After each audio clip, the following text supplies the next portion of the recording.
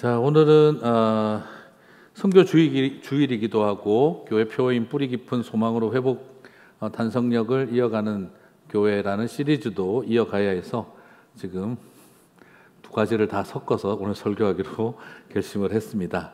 참 어려웠습니다. 네, 이 선교 주일도 잡아야 하고 회복에 대한 소망도 잡아야 해서 두 마리 토끼 잡기 오늘 설교를 했는데 잘 진행되도록 여러분 네, 기대하라고 해야 되나요? 어떻게 해야 되나요? 네, 하여튼 애썼다. 이걸 알아주셨으면 좋겠다. 이런 뜻입니다. 자, 사도 바울은 누구보다도 열심히 선교한 사람이었죠. 선교사로서 최선을 다해서 선교한 분입니다. 그러면 그가 선교지를 돌면서 했던 선교는 어떤 것이었을까요? 무엇을 하면 선교했다라고 말을 할까요? 성경을 가르치면서 또 제자훈련을 했다. 복음을 전하면서 세례를 주었다.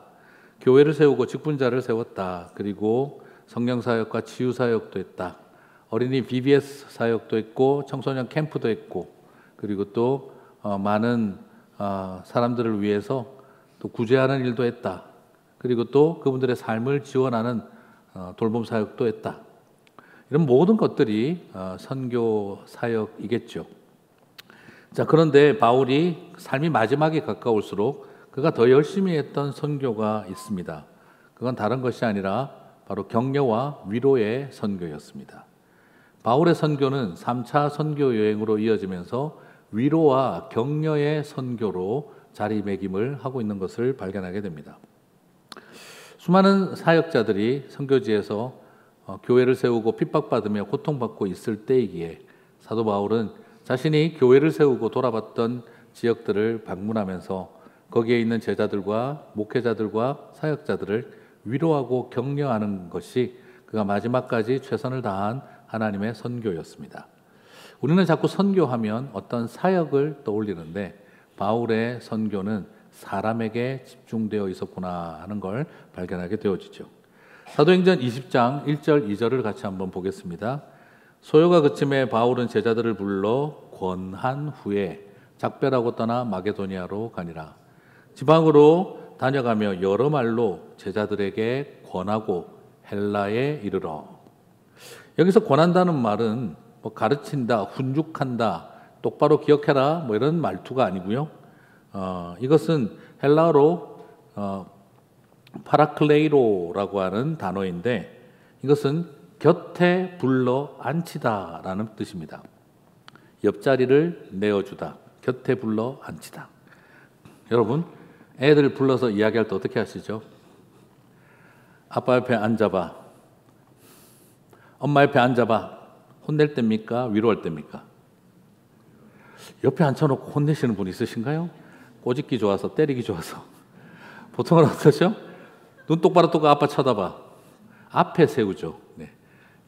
앞에 세울 때는 혼낼 때, 옆에 앉힐 때는 위로하고 격려할 때입니다. 말 그대로 딸, 엄마 옆에 앉아봐. 그냥 뭔지 모르게 안아주실 것 같고 포옹해 주실 것 같고 위로해 줄 것 같습니다. 아들, 아빠 옆에 앉아봐.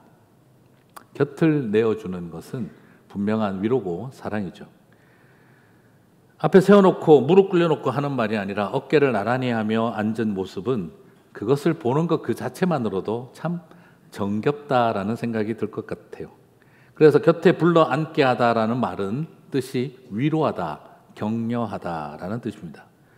지는 저녁 노을을 보면서 툇마루 옆에 딸내미와 함께 앉아서 엄마 살던 고향 이야기, 고되었던 시집살이 이야기 해주면서 여자로 살아가며 꿈을 포기하고 접어야 했던 지난날의 이야기를 들려주던 어머니가 어느 날 갑자기 문득 그립고 눈시울이 붉어지는 것은 어쩌면 우리들의 삶도 고단하기 때문은 아닐까 하는 생각이 듭니다. 많은 선교사님들과 또 목회자들, 또 목회자의 자녀들이, 주님의 제자들이 그 길을 걸어가면서 남모르게 힘겨운 마음을 가지고 있죠. 오늘 본문도 사도행전 20장 1절에서 보면 사실은 소요가 그침에로 출발합니다. 뭔지 모르겠지만 다시 설명드리겠지만 굉장한 폭동과 난리와 소요가 지나가고 난 다음 사도 바울이 사람들을 위로하고 격려하는 일을 시작했다는 것이죠. 사도행전 20장 앞에 19장에 그럼 어떤 일이 있었느냐? 소위 말해서 에베소에서 일어났던 폭동이었습니다. 에베소의 아데미어를 외치면서 온 사람들이 뛰어나와 바울을 재워준 사람들도 죽이겠다 들고, 그리고 분노에 불타며 시청을 향해 돌진하고 바울을 반드시 죽여라 요청을 하던 그 아데미를 숭상하며 살아왔던 사람들이 보여준 폭동과 소요가 있었을 때였습니다. 많은 선교사님들과 주님의 제자들이 그 자녀들이 겉보기에는 멀쩡하게 보이는지 모르지만 그런 소요를 겪으면서 살아가고 있습니다. 그래서 바울이 마지막에 선교사로서 최선을 다해 마지막까지 그가 최선을 다한 바울의 선교는 다른 것이 아니라 사역이 아니라 사람을 향한 위로와 격려에 있었다 하는 걸 발견하게 되어집니다. 자, 사실 많은 분들이 위로와 격려가 참 많이 필요합니다. 왜 그러면 선교에 이 위로와 격려가 필요하냐? 이걸 이해하려면요, 가면 우울증이라고 하는 우울증을 좀 알 필요가 있겠습니다. masked depression이라고 하는, 이 masked depression이라고 하는 가면 우울증이라고 하는 것이 있는데, 마음의 우울증은 있는데 사람들은 가면을 쓰고 우울증이 없는 것처럼 보여주며 살아가는 상태를 바로 가면 우울증에 빠져 있다라고 한다는 것이죠. 가면으로 우울증을 가리며 살아가는 사람은 타인만 모르는 게 하는 게 아니라 자기 자신을 속일 정도까지 철저하게 스스로를 속이기도 한다는 것이죠. 왜냐하면 가면 우울증은 우울감과 무력감 같은 심리 상태는 잘 드러내지 않는 반면에 신체 반응이 잘 드러난다는 거예요. 괜히 자꾸 가슴이 두근두근 거리고 식욕 부진이 오기도 하고, 또 과도하게 지나치게 명랑하기도 하고, 네, 앞으로 명랑한 사람 보면 또 무조건 가면 이렇게 생각하지는 마시고 그럴 수 있다는 거죠. 그러면서도 또한 남들 보기에는 명랑한데 약물과 알코올 중독, 갬블에 빠지기도 하고, 그러면서도 과도하게 행동 과잉 반응을 보이며, 그리고 또한 쉽게 피로감에 빠지고, 그리고 가성 치매에 들어가기도 한다는 것입니다. 그래서 이런 사람들이 주로 어떤 사람들이 이런 가면 우울증에 걸리나? 나는 약해지면 안 돼. 나는 강해야 돼. 나는 버텨야 돼. 내가 아니면 어떡한데? 나라도 해내야지. 지켜야지. 위로해야지. 격려해야지. 내가 약해지면 안 돼. 하는 자리에 서 있는 사람들일수록 이 가면 우울증에 시달리고 있다라는 거죠. 그런 의미에서 의외로 많은 목회자들과 선교사님들, 그리고 목회자의 자녀들, 또 목회자 큰아들, 큰딸들이 그런 마음에 많이 시달린다는 것입니다. 그래서 자기도 모르게 몸이 안 좋다라고 느끼고 있지만 사실은 마음속의 우울증을 몸으로 표현하고 살아가고 있다는 것이죠. 실제로 많은 선교사님들과 목회자들이 그렇게 가면 우울증처럼 시달리며 어려워하며 버티고 있습니다.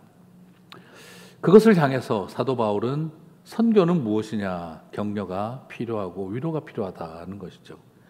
사실 그러나 바울도 여러분 자신이 쳐다보면은요, 바울 자신이 솔직히 말해서 가면 우울증에 걸려 있는 사람처럼 그런 환경입니다. 사도행전 20장 3절을 보면은요, 그 당시 바울이 겪고 있는 현실을 봅니다. 거기 석 달 동안 있다가 배 타고 수리아로 가고자 할 그때에, 같이 읽겠습니다. 유대인들이 자기를 해하려고 공모함으로 마게도니아를 거쳐 돌아가기로 작정하니, 바울을 죽이겠다는 유대인 동족들이 공적으로 모의가 시작되어졌다라고 표현하고 있습니다. 이것만 봐도 막연하게 좀 보이는데 23장, 사도행전 23장 21절을 보면 좀 더 자세하게 나타나고 있습니다. 당신은 그들의 청함을 따르지 마옵소서. 같이 읽겠습니다. 그들 중에서 바울을 죽이기 전에는 먹지도 않고 마시지도 않기로 맹세한 자 40여 명이 그를 죽이려고 숨어서 지금 다 준비하고 당신의 허락만 기다리고 있나이다 하니. 여러분, 지금 이게 그냥 해하려고 공모한 정도가 아니라 바울이 죽는 걸 보기 전에는 먹는 것도 마시는 것도 하지 않겠다라고 식음을 전폐하고 죽이기로 결단한 사람들이 최소 40명은 된다라고 이야기를 하고 있습니다. 이 정도면 여러분, 남을 위로하고 격려할 여유가 있을까요? 나 하나 살기 위해서 은둔 생활을 하고 도망쳐야 될 그런 지경입니다. 그런데 바울은 이것을 알면서도 위로와 격려를 위해 그의 여정을 이어갑니다. 선교는 무엇입니까? 건강하고 행복하고 부유한 사람이 선교지에 가서 힘든 사람 도와주는 약간 적선 같은 느낌이 나는 행동이 아니라, 나 하나 몸도 건사할 여유가 없고 나 자신도 돌아볼 만한 마음의 여유가 없는 사람이 오히려 살리러 가는 일, 위로하러 가는 일, 격려하러 가는 일, 그것이 선교라는 것을 우리들에게 보여주고 있습니다. 많은 사람들이 그런 이야기를 합니다. 나중에 여유가 생기면 좀 선교사들 돌아보고 선교지 방문도 하고 그렇게 하고 싶다라고 말을 하지만, 여러분 그거 다 여유가 나중에 생기면 하지만요, 그래서 지금은 나는 못한다라고 말을 합니다. 많은 사람들이 그래서 지금 여유가 없어서 못한다라고 말하지만, 물론 진짜 그런 분들도 있습니다. 그러나 많은 경우에는 못하는 게 아니라 안 하는 것입니다. 못하는 분들은 나중에 여유가 생기면 합니다. 그러나 여유가 없다고 못한다고, 안 하는 것을 못한다고 했던 사람들은 나중에 여유가 생겨도 안 합니다. 우리의 마음속에 발견되어지는 것은 시간적인 여유와 경제적인 여유와 마음의 여유가 있어야 누군가의 위로자가 되는 것이 아닙니다. 살아보고 인생을 살아보며 느끼는 것은 힘들고 어려운 사람들이 힘들고 어려운 사람들의 위로자가 됩니다. 아프고 그리고 서러운 사람들이 서럽고 아픈 사람들의 위로자가 됩니다. 여유가 있어서 넉넉해서 위로자가 되는 것이 아니라, 아픔과 고통이 무엇인지 아는 사람들은 넉넉하든 넉넉하지 않든 위로자가 되고 격려자가 되는 것입니다. 안 하는 것을 못하는 것이라고 자신을 속이는 법에 익숙해지면 안 됩니다. 우리는 하나님의 마음을 가지고 삶을 나누기 시작할 때 그 은혜가 흘러간다는 것을 고백해야 합니다. 바울이 죽을 죄를 지은 것도 아니었습니다. 무슨 불법을 행한 것도 아닙니다. 그러나 사람들은 약간의 사실을 갖고 부풀리고 왜곡하고 루머 만들고 거짓 증인 세워 변론할 기회도 주지 않은 채 즉결 처분을 외치고 있었습니다. 예수님도 그렇게 죽였던 사람들이 바울인들 그렇게 못했겠습니까? 그럼 놀랍게도 이런 일들은 그때나 지금이나 여전히 일어나고 있구나 하는 걸 발견하게 됩니다. 내 생명을 주기까지 사랑하려고 했는데 내 생명을 죽이기까지 미워하는구나. 내 생명을 주기까지 사랑을 했더니 내 생명을 죽이기까지 미워한다는 것을 발견했을 때 그 밀려오는 좌절과 실망은 말로 표현할 수가 없을 것입니다. 솔직히 이 정도면은 가면 우울증에 제일 먼저 걸려야 할 사람이 바울이지 않을까 싶습니다. 그런데도 불구하고 내가 더 절망적이고 내가 더 죽을 것 같은 자리에 있으면서도 그는 위로와 격려의 길을 떠나고 있습니다. 바울의 선교는 사역이 아니라 사람이었습니다. 무엇을 뜻하는 걸까요? 이 세상 배고픈 사람이 배고픈 사람과 나누고 아픈 사람이 아픈 사람과 나눈다는 것을 우리들에게 보여주고 있습니다. 그러므로 여러분, 우리의 삶의 고난은 저주가 아니라 사랑의 통로입니다. 우리의 삶의 고통은 하나님의 은혜의 통로입니다. 그것을 바라보며 살아가기를 원하고 있는 것이지요. 자식 때문에 아파본 사람이 자녀 때문에 울부짖는 사람의 마음을 알고, 장애인 가족과 함께 살아가는 사람이 장애인 가족을 알아보는 것이고, 그리고 내가 힘들었던 삶을 살아봤기에 누군가를 돕는 것입니다. 내가 외로운 선교사의 자녀, 목회자의 자녀였기에 또 외롭고 힘든 나의 동생들을 챙기게 되는 것입니다. 그러므로 우리의 삶의 고통은 나를 저주로 이끌어가는 통로가 아니라 나에게 사명을 주는 은혜의 통로가 되는 것이죠. 회복 탄력성이라고 하는 것은 강인한 정신력과 그리고 고통받지 않는 은혜로운 삶이 있기에 가능한 것이 아니라, 회복 탄성력은 내가 짓밟혀 봤기에, 내가 꺾여 봤기에, 내가 휘어져 봤기에 다시 서야 하고 회복되어야 한다는 것을 아는 사람들이 갖는 은혜입니다. 여러분, 선교는 멋진 사역과 불도저 같은 프로젝트에 있는 것이 아닙니다. 사람을 품고 위로하는 일입니다.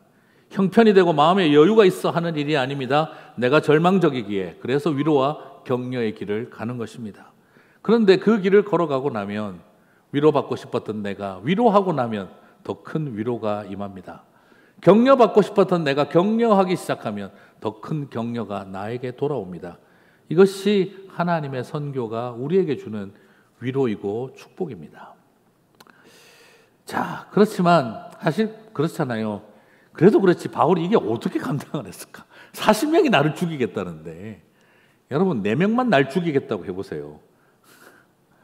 네, 그것도 쉽지 않은데 40명이나 나를 죽이겠다고 드는데 이걸 어떻게 참고 살았을까요? 어떻게 그런 속에서도 회복과 위로의 선교, 회복 탄력성을 가질 수가 있었을까요? 그런 어떻게 리질리언스를 가지고 살아날 수 있었을까요? 야, 이건 정말 대단하다. 바울은 타고날 때부터 뭔가 다른 사람이다. 그런 걸까요?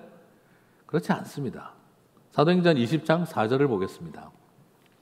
40명이 자기를 죽이려고 한다는 이야기를 듣고 난 다음 4절은 바로 이렇게 말합니다. 같이 읽겠습니다. 아시아까지 함께 가는 베레아 사람 부로의 아들 소바도와 데살로니가 사람 아리스타고와 세군도와 더베 사람 가이오와 및 디모데와 아시아 사람 두기고와 드로비모라. 제가 같이 읽자고 그러니까 아시아까지 함께 가는 자는 하고 나서부터 하시는 막 거의 안 읽으시는 그런 분위기가 형성이 되는 걸 봤습니다. 자, 여러분 성경 읽으면서 이런 표현 나오면 안 보죠, 그죠? 자세히. 예, 그냥 뭐 갸가 갸갑다 이라고 그냥 넘어가죠. 스킵이라고 넘겨버리죠. 뭐 어디 동네에 누구 이라면은 우리가 구약 성경을 읽다가 그냥 넘어갑니다. 보통 신경 안 써요, 솔직히. 그런데 아마도 누가는 사도 바울의 부탁을 받아 이들의 이름을 꾹꾹 눌러가며 적어놓고 싶었을는지도 모르겠습니다. 무슨 말일까요? 바울이 이렇게 격려와 위로의 선교를 떠날 수 있었던 이유는요, 이렇게 7명의 동력자들이 있었기 때문입니다. 우리가 볼 때는 별것 아닌 그냥 성경에 나오는 이름 나오는 피곤한 영역이지만 그러나 바울에게는 눈물 날 만큼 고마운 사람들의 이름이 거기에 적혀 있는 것입니다. 여러분 다른 교회에 가서 교회 역사와 연역 딱 펴놓으면 누구 집에서 어디에서 몇 년도에 개척했다. 우리는 그냥 보고 넘어가요.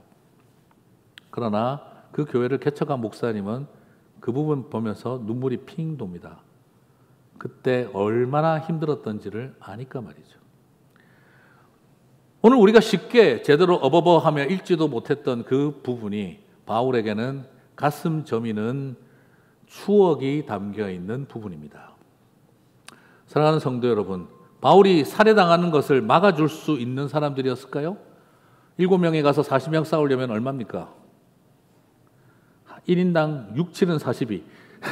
6명은 혼자서 카바를 쳐야 40명을 막을 수 있습니다. 바울이 1인당 6명은 감당할 만한 호위 무사를 데리고 간 걸까요? 드라마에서 보는 것처럼 무사무율 어떤 일이 있어도 지키겠나이다 하는 그런 파워를 가진 사람들 7명 뽑아서 갔던 걸까요? 아닙니다. 이들은 바울이 살해당하는 것을 막아줄 수 있는 사람들이 아니라 바울과 함께 해를 당하기로 결단하는 사람들이었습니다. 사랑하는 성도 여러분, 영광받는 자리에서 나도 보좌의 좌편과 우편에 같이 앉고 싶어서 따라오는 사람은 동력자가 아니라 동업자일 가능성이 높습니다. 이 사람을 통해서 내가 똑같이 사람들에게 인정받고 칭찬받고 많은 것 배우고 그리고 이 사람이 높은 자리에 올라가면 나도 같이 높은 자리에 올라가고 그래서 수많은 사람들에게 스팟라이트를 받고 칭찬받고 내 이름도 날리고 싶다. 이 사람하고 같이 하고 싶다라고 한다면 그 사람은 동력자일 가능성보다는 동업자가 되고 싶은 가능성이 훨씬 더 높을 것입니다. 참된 의미의 동력자는 어떤 사람들입니까? 영광만이 아니라 고난을 함께 받고자 하는 사람들입니다. 바울을 해하려고 공모하는 유대인들이 40명이 이상이 모였다는 말을 듣고 그 홀로 가는 바울의 여정에 7명의 형제들이 함께 했습니다. 그들은 40명으로부터 바울을 지키겠다는 생각보다는 혼자서 6명을 감당할 수 없는 것 다 알면서도 바울과 함께 해코지를 당하고 살해를 당할 것을 각오하고 따라간 사람들이 참된 동력자들이었다는 것이지요. 사랑하는 성도 여러분, 동력자는 일을 잘하는 사람, 탁월한 기능을 하는 사람, 능력을 가진 사람이 아닙니다. 정말 참된 동력자는 같이 울어줄 사람, 같이 해를 당하기로 각오하고 그대 혼자 보낼 수 없으니 하며 손잡아 준 사람들이 참된 동력자인 줄 믿습니다. 바울은 이 7명이 있었기에 그 위로와 격려의 길을 걸어갈 수 있었던 것이죠. 여러분 인생 살아보시면서 어떠십니까? 여러 종류의 사람들을 보시지 않습니까? 내 인생에 비가 유난히 많이 내릴 때 그죠? 참 좋은 분들이 있죠. 비옷과 우산을 들고 와서 그냥 묵묵히 내어주고 그 비 맞고 번개치고 휘몰아치는 비바람을 걸어갈 때 내어주며 묵묵히 도와주는 사람 참 고맙죠. 근데 또 그런 분들도 있어요. 내가 뭐라 그랬냐? 분명히 비바람이 칠 거라 그랬잖아. 우산 준비하고 비옷 준비하라고 내가 그랬지. 근데 왜 준비 안 했어? 꼭 그렇게 비옷과 우산은 준비 안 하고 말만 준비하시는 분들이 꼭 있습니다. 그래서 네가 뭘 잘못했는지를 착실하게 이야기해 주시는 분들이 꼭 있죠. 아무런 도움이 안 됩니다. 그런데 참 생각밖에 아무것도 준비 안 했는데 도움이 되는, 위로가 되는 분들이 있습니다. 그저 가만히 와서 비바람을 맞으며 나아가려고 할 때 옆에 와서 함께 비바람을 맞아주시는 분, 우산도 비옷도 준비해 주지 못한 채 네가 가는 그 길 혼자 가게는 안 만들 거다 하며 같이 비 맞아주며 동행하는 사람이 있다면 그게 바로 동행이고 동력입니다. 사랑하는 성도 여러분, 이 땅을 살아가면서 우리에게 무엇이 위로이겠습니까? 오늘 저는 여기서 좀 주목하고 싶은 것이 한 가지 더 있습니다. 사도행전 20장 4절 7명 이름 다시 한번 볼까요? 지금 보다가 깜짝 놀라실 겁니다. 오, 디모데도 있었다. 금방 읽을 때 디모데 있는지 몰랐죠? 네, 아무 생각 없이 아유 또 이름 많이 나온다. 이 생각하는 순간 내가 잘 아는 디모데라는 이름이 있어도 눈에 안 들어와요. 다시 한번 읽어보겠습니다. 아시아까지 함께 가는 베레아 사람 부로의 아들 소바도와 데살로니가 사람 아리스타고와 세군도와 더베 사람 가이오와 및 디모데와 아시아 사람 두기고와 드로비모라. 여러분 여기에서 한 가지 인상적인 것이 뭐냐 그러면 이 7명의 이름에 출신이 있는데 이들 중에 유대인은 없다는 것입니다. 전부 다 이방인 출신들입니다. 바울을 죽이려고 하는 40명의 암살단은 전부 다 동족 유대인들입니다. 그러나 자신의 동족 유대인들은 바울을 죽이려고 하고 있으나 이방인 형제들은 7명이 나서서 같이 죽자고 따라오는 것입니다. 이들은 지금 예수님을 알고 믿은 지 짧으면 1년, 길면 3, 4년입니다. 예수 믿은 지도 얼마 안 되는 사람들이 사도 바울의 그 마지막 가는 길에 동행이 되고자 한 것이죠. 몇천 년을 하나님을 알고 하나님의 자녀라고 했던 유대인들은 40명이 모여서 바울을 죽이기 전까지는 먹지도 마시지도 않겠다는 결단을 하고 있었다는 것이죠. 저는 이것이 참 보면 무섭습니다. 종교가 오래되면은요, 하나님을 믿고 율법을 믿는 사람들이 모여가지고 누구 반드시 죽인다 하는 것을 교회에서 모여서 결단할 수 있다는 거예요. 여러분 이게 우리끼리 자 오늘 공동회에 모입시다. 하나 죽여야겠는데 40명만 모이십시오. 우리 교회에서 그거 광고해가지고 한다면 여러분 이해가 가시겠습니까? 미쳤구나 생각하시겠습니까? 그런데 종교가 오래되면은 바울을 죽이기까지 시금을 전폐할 암살단, 특임대, 특공대 만들자. 반드시 그래서 모여가지고 죽이자를 그렇게 연호하는 사람들이 될 수 있다는 것입니다. 이것이 종교의 무서움입니다. 그러나 복음을 깨달은 사람들은 설사 그들에 의하여 죽임을 당한다 할지라도 우리는 바울과 함께 동행하자를 결단할 수 있는 것입니다. 저는 하나님의 백성들이 모인 그곳에 40명을 죽이기로 결단하며 구호를 외치는 종교인들이 모이지 않고 그런 일이 우리를 기다리고 있다 할지라도 함께 고난받으러 동행하기를 결단하는 7명의 사람들이 일어나는 교회가 되시기를 주님의 이름으로 축복합니다. 그렇습니다. 우리에게 가장 소중한 것은 바로 선교사님들, 그 치열하게 살아가고 있는 하나님 부르신 곳에서 이름 없이 빛도 없이 시골교회, 외진교회, 미자립교회 붙들고 지키고 계시는 분들을 향해서 우리가 함께 7명의 동력자가 되어줄 사람들이 필요하다는 것입니다. 사랑하는 성도 여러분, 놀랍지 않습니까? 오래 묵은 종교인들은 살인 집단을 만들고 있고, 믿은 지 얼마 안 되는 이방인 그리스도인들은 살리는 집단을, 공동체를 만들고 있습니다. 우리가 가야 할 길은 무엇인가를 다시 한번 돌아봤으면 좋겠습니다. 그러므로 헤아려고 공부하는 사람들 주목하면은요, 우리 못 삽니다. 사도 바울도 마찬가지입니다. 그 40명 쳐다봤으면 아무것도 못했을 것입니다. 그러나 바울은 자기를 죽이겠다는 40명을 바라보지 않고 나와 함께 해를 당하자고 손을 잡아주는 7명을 바라보았기에 그는 위로자와 격려자의 길을 걸어갈 수 있었습니다. 여러분, 누구를 보시겠습니까? 무엇을 쳐다보시겠습니까? 맞아요. 내 삶에는 내 손 잡아주는 7명보다 날 죽이겠다는 사람들이 6배로 많습니다.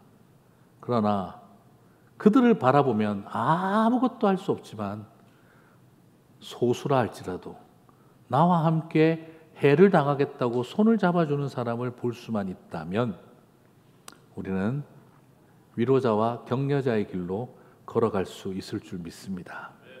우리 교회 안에 그렇게 단기 선교팀들이, 하나님의 백성들이 일어나기를 소망합니다. 7명이 딱 좋습니다. 미니밴 한 대만 빌려도 됩니다. 네, 조금 많으면 2대 빌려야 됩니다. 비용이 많이 들어갑니다. 그러나 7명이면 충분합니다. 잘 나가다가 또 이렇게 세속적으로 그러네요. 제가 한 번씩 이럽니다.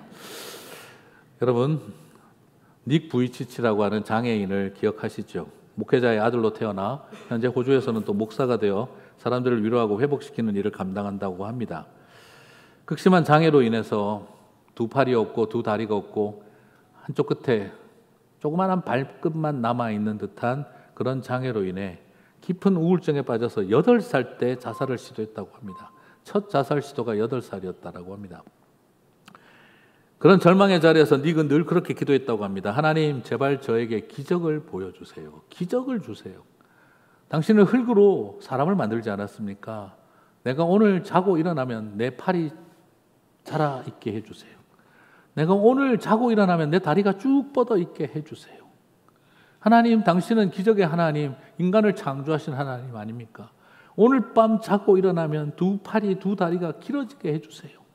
아니면 데려가시든지. 왜 살게 하십니까? 기적을 보여주세요. 그렇게 밤마다 기도하고 잠들었지만 하나님은 단 한 번도 그 기도에 기적으로 응답하지 않으셨다고 합니다. 그 절망 속에 끊임없이 살아왔던 하나님이 믿음을 가지고 기도하면 다 치유해 준다는데 나는 믿음도 없고 내 기도도 듣지도 않으시나 보다. 그래서 나는 평생 이 장애로 살아야 하나 보다. 그런 절망이 밀려왔었던 닉. 그가 주님을 인격적으로 만나고 난 다음 그의 삶의 내 모든 장애도 하나님의 선물과 은혜로 고백하기 시작을 하며 그의 삶이 바뀌었습니다. 그리고 난 다음 수많은 사람들을 찾아다니며 내 인생의 가장 큰 비극이 나를 향한 하나님의 가장 큰 은혜임을 선포하며 절망에 빠진 사람들에게 위로자가 되고자 했습니다. 그러던 어느 날 닉은 한 젊은 부부를 만났다고 합니다. 그 젊은 부부는 닉 부이치치처럼 아들이 온 전신 장애를 가진, 비슷한 장애를 가진 아이를 낳은 젊은 부모를 만나게 되었다고 합니다. 그들은 자기의 아들을 안고 닉 부이치치 앞에 와서 그 앞에 와서 그렇게 이야기를 하더래요. 닉, 당신의 삶은 우리 부부에게 기적입니다. 그때 닉 부이치치는 깨달았대요. 어린 시절 내가 매일 밤마다 하나님 기적을 보여달라. 그때 나는 팔, 다리가 생기는 기적을 보여달라고 했는데 하나님은 팔, 다리 없는 인생으로 그들을 향해 걸어갔고 그들을 끌어안아 줄 수 있는 기적을 주셨다는 것을 깨달았다는 것이죠. 그래서 그가 없는 두 팔로 쓴 책이 바로 이 세상을 향한 허그였던 것입니다. 참 신기하죠. 두 팔을 갖고도 어느 누구도 안아줄 수 없는 우리, 두 다리를 가지고도 어느 누구에게도 다가가지 못하는 우리, 그러나 없는 팔과 다리로 끌어안아 줄 수 있는 일. 기적은 놀랍게도 이 세상에 가장 기적이 필요한 사람이 기적의 통로가 되었다는 것입니다. 오늘 우리에게 위로자와 격려자의 삶을 살아온 사도 바울도 어떻습니까? 사도행전 19장 바로 앞에 에베소의 소요 사태를 경험하고 난 다음, 그래서 신약학자들은 그런 이야기를 합니다. 사도 바울이 개인적으로 가장 힘들었을 때가 언제라고 여겨지느냐? 그게 바로 사도행전 19장 에베소의 소요 사태라고 합니다. 정신적으로, 사역적으로 내가 몇 년 동안 해온 모든 것이 물거품이 되어버린 듯한 그 쫓겨난 자의 심정. 아마도 사도 바울이 가장 힘들었던 때가 바로 이 사도행전 19장 바로 이 에베소에서의 일이었을 거라고 추정합니다. 그런데 그 일을 겪은 바울은 위로와 격려의 선교를 시작했습니다. 그렇습니다. 여유롭고 넉넉해서 위로와 격려가 아니라 가장 정신적으로 절망했던 그 순간 그는 다시 위로자와 격려자로 살아갈 마음을 얻었던 것이죠. 저는 그것이 은혜라고 믿습니다. 이것이 혼자 가능하겠습니까? 여기서 제가 말씀드리고 싶은 바로 위로, 격려, 권한다라고는 헬라어가 파라클레오라고 제가 말씀을 드렸는데 어디서 많이 들어본 말 같죠? 헬라어 치고. 이상하다. 왜 내가 헬라어한테 익숙하지? 네, 파라클레이토스. 보혜사 성령님을 뜻하는 보혜사를 말하는 파라클레이토스에서 파생된 동사입니다. 무슨 말일까요? 성령님이 하시는 일이 뭡니까? 위로와 격려입니다. 성령님은 병 고치고 귀신 쫓아내고 그런 능력자를 말하는 것이 아니라 성령님은 우리의 영원한 위로와 격려이십니다. 여러분 그렇지 않겠습니까? 자식 문제 때문에, 배우자 문제 때문에, 부모님 문제 때문에, 사업 때문에 아무것도 보이지 않아 절망스러워서 교회 새벽기도 가서 앉아 있는데 제일 짜증나는 사람들이 누굽니까? 와가지고 자꾸 예언기도 해주시는 분들. 제일 짜증납니다. 저도 그냥 우리 아이가 장애란 걸 알고 교회 가서 울고 있는데 옆에 와가지고 자꾸 예언기도 해주시는 분들. 주님께서 목사님을 크게 쓰시기 위해서 누가 크게 쓰게 달래요. 자꾸 그런 소리 하면서 예언기도 하는 게 제일 짜증납니다. 근데 제일 고마운 분들은요, 비슷한 문제를 가진 자식 때문에 고통스러워하고 장애로 힘들어하시는 분, 옆에 와서 손 꼭 잡고 아무 말 없이 한 3분 같이 울어주다가 가실 때 살겠다는 생각이 들더라고요. 그렇습니다. 성령님이 하시는 일은 귀신 쫓아내고 찾아와서 니네 아이가 장애라며 귀신 쫓아내줄게 오는 사람들이 한둘이라야죠. 네가 무슨 죄를 지었는지 회개라고 선포해주는 선지자들은 왜 이렇게 많은지. 근데 정말 필요했던 위로는 손잡아준 사람들이었습니다. 성령님에서 파라클레이토스에서 파생된 말이 파라클레오, 바로 위로와 격려입니다. 사랑하는 성도 여러분, 오늘 그 위로와 격려가 저와 여러분 가운데 가득하시기를 바랍니다. 성령 충만했기에 바울은 그 길을 갔던 것이죠. 나중에 의사 선생님들한테 물어보고 싶습니다만 옥스토신이라고 하는 호르몬이 사람 몸에서 나온대요. 그런데 이 호르몬은 위로받을 때도 나오지만 위로할 때 더 많이 나온대요. 무슨 말인가 싶었는데 이 옥스토신은 사랑의 호르몬인데 그렇다고 합니다. 사랑의 호르몬인데 사랑할 때, 사랑받을 때, 특별히 다른 말로는 자녀 수유 호르몬이라고도 한답니다. 애에게 젖을 먹일 때 제일 잘 나온다는 거예요. 여러분, 애가 젖을 먹으면 어떻습니까? 엄마의 진액을 빨아먹잖아요. 좋아요, 나빠요? 아주 안 좋은 거죠. 진액을 빼먹는 건데. 그런데 그때 엄마에게는 사랑의 호르몬이 나온다는 겁니다. 내 진액을 빼주는데도 행복하고 설레이고 사랑이 넘친다는 거죠. 사랑하는 성도 여러분, 그 은혜가 성령님이 우리 가운데 주시는 축복이라고 믿습니다. 말씀 마무리하겠습니다. 정말 제가 아끼고 귀하게 여기는 후배 선교사가 있습니다. 그 동생 후배 선교사와 연락을 했는데 그 친구가 저한테 그러더라고요. 형님, 형수님과 함께 태국에 오실 수 있어요? 그래서 제가 그래, 태국 단기 선교 나도 한번 가고 싶다. 어떻게 내가 가서 뭘 할까? 청년 집회를 할까? 아니면 목회자 세미나를 열어줄까? 아니면 단기팀은 어떻게 꾸려서 갈까? 한의사 선생님들 좀 모시고 갈까? 아니면은 뭐 영어권 친구들 데리고 가서 영어권 캠프를 좀 할까? 아니면 뭐 치과 선생님들 좀 도움을 요청할까? 어떤 걸 하면 좋을까? 그래서 이 친구가 대답을 안 하고 가만히 있더라고요. 그러더니 형님, 그 사역보다 오셔서 좀 형님 해주시러 오시면 좀 어떨까요? 그리고 애들한테도 좀 삼촌 해주러 오시면 좋겠어요. 이렇게 이야기를 하는 거예요. 제가 그 순간 아차 했습니다. 어느 틈에 내가 너무 일 중심의 오리엔테이션이 되어버렸나? 담임 목사 14년 차에 폐해인가? 혼자서 이런저런 생각을 하다가 알았어요. 그 친구가 지금 어떤 사정에 있는지 제가 다 알고 있거든요. 막내 동생이 선교지에 가서 선교사가 되니까 그게 안쓰러워서 큰형님이 따라왔다가 동생과 함께 해주고 싶어서 왔다가 젊은 날 급작스럽게 세상을 떠나 주님 품으로 가버렸습니다. 얼마나 황망하고 미안하고 고통스러웠을까요? 아이들도 그 먼 태국 땅에서 삼촌 왔다고 좋아서 삼촌 하고 따라다녔는데 갑자기 떠나버리고 나니 우리 선교사님 아들, 딸 둘이가 하나님이 제일 원망스러운 게 삼촌 데려간 거라고 할 정도로 아이들이 힘들어했던 것이죠. 아이들이 왔다가 저를 만나고 가던 날 참 제 마음에 참 아프게 했어요. 목사님, 삼촌이라고 불러봐도 돼요? 아유.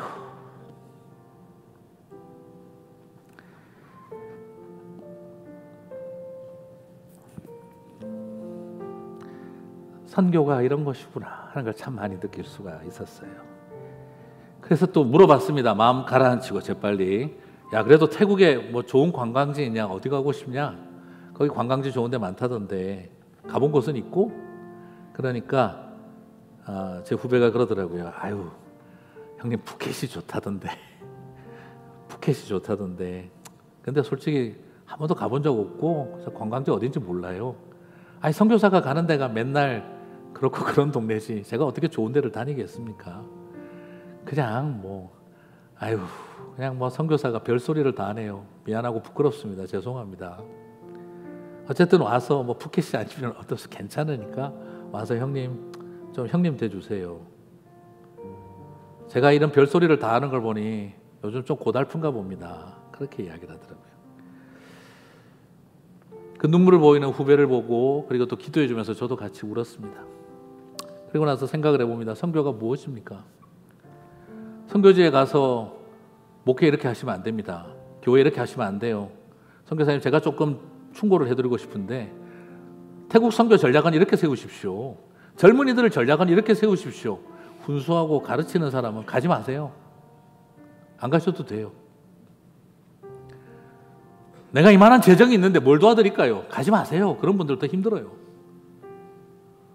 오히려 같이 함께 식탁, 밥, 좋은 데 가서 같이 한 끼 식사 나눌 수 있고 위로해 줄 수 있는 동력자 되시기를 바랍니다. 그게 선교고 그게 사람 살립니다. 그게 우리가 붙들 수 있는 소망 아니겠습니까? 그런 소망을 붙들고 그런 소망을 나누어주고 그런 소망으로 살아가도록 만들어주는 일, 저와 여러분이 함께 할 수 있었으면 좋겠습니다. 다 함께 자리에서 일어나셔서 찬양하고 기도하고 마치겠습니다.